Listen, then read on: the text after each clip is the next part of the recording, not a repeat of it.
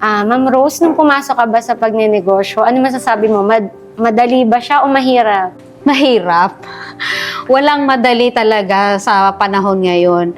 Negosyo man yan o trabaho, lahat po ay mahirap. Hindi naman kasi ako yung dating kilalang negosyante. Mag-i-start ako as wala. So, ginawa ko lang noon, tinry ko yung product. And then, pinost ko. Yun, hanggang sa may mag-inquire. So, yun na. Dire-diretso. Dire-diretso na. Aalagaan mo lang talaga yung perang hawak. Oo. Dahil kapag nilustay mo yun, kasi tayo, may tao kasi na konting barya, okay na, masaya na, gagastusin na. Parang one day millionaire. So ako talaga, inipon ko yun, pinalago ko.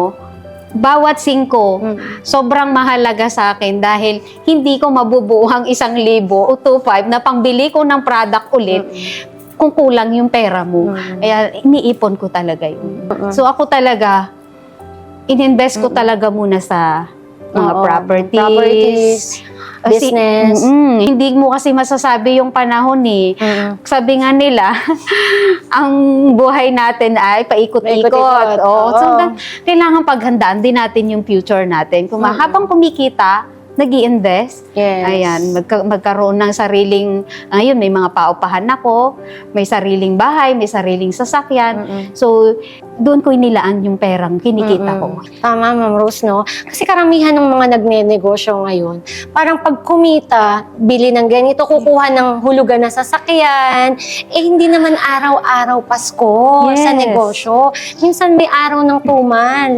Paano ka na pag araw ng tumal, anong gagawin mo? Kung may hinuhulugan ka na bahay, na kotse, nag-travel ka, so ano na, di ba? Magsisimula ka ulit sa umpisa. Yes. Di ba? Which is yun yung na-experience natin, no? Actually, marami ng mga sellers, online sellers na katulad natin, na parang hindi nila na-manage talaga yung finances nila.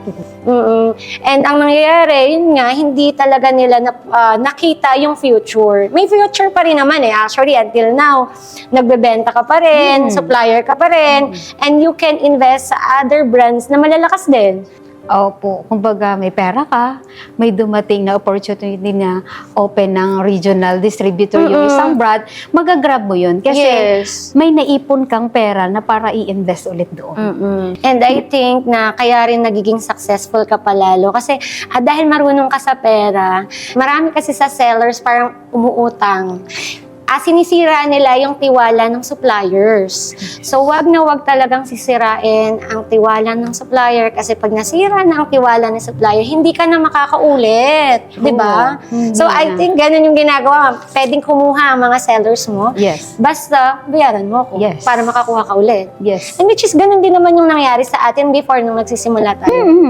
Once na pinautang kita, ibig sabihin pinagkakatiwalaan kita, nakita ko na may potential ka. So, alagaan mo na yun. Lagi kong paalala, huwag ninyong pakialaman yung hindi inyo. Pahiram ko na kayo, yung puhunan, ibalik. Oo. Sa bangko, pag umutang ka, may interest sa'yo. Hindi. Wala. Lang Pinahiram mo yung pera mo sa kanila di ba? Which is yun talaga yung nagiging struggle natin kapag di ba? Nagpahiram tayo ng products. Pero, pansinin mo, Miss Rose, Ma'am Rose, na yung mga ganun yung ginawa, nahirapan silang makamove forward. Yes. Oo, pansin ko yun.